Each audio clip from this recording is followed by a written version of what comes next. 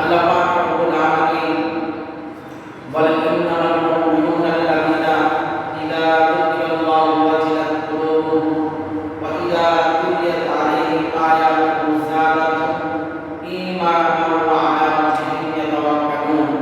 আল্লাহ পাক রব্বুল আলামিন বলেন মুমিনের পাঁচটি গুণ, এর ভিতরে প্রথম নাম্বার এবং দ্বিতীয় নাম্বার গুণ সম্পর্কে আমরা আলোচনা করেছিলাম। প্রথম নাম্বার গুণ হচ্ছে যখন আল্লাহ পাকের কথা বলা হবে মুমিনের অন্তরটা ভয়ে কম্পিত হবে। মুমিনের দ্বিতীয় নাম্বার গুণ হচ্ছে যেখানে আল্লাহ তাআলা কোরআন তেলাওয়াত হবে, কোরআন তেলাওয়াত মুমিনের শোনার পরে মুমিনের ঈমান বৃদ্ধি হবে।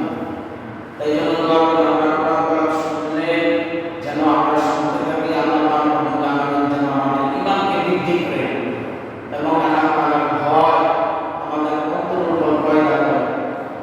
আর আল্লাহ পাক রব্বুল আলামিনের উপরে তাওয়াক্কুল করতে হবে। কার উপরে তাওয়াক্কুল করব? আল্লাহর উপরে। কার উপরে? আল্লাহর উপরে তাওয়াক্কুল করব। আল্লাহ বলেন আল্লাযীনা ইউকিমুনাস সালাহ। মুমিনের 4 নম্বর গুণ হচ্ছে মুমিন যেন নামাজ যথারীতি নামাজ আদায় করে। কি করে? নামাজ আদায় করে। আল্লাযীনা ইউকিমুনাস সালাহ, মুমিন যেন নামাজ আদায় করে।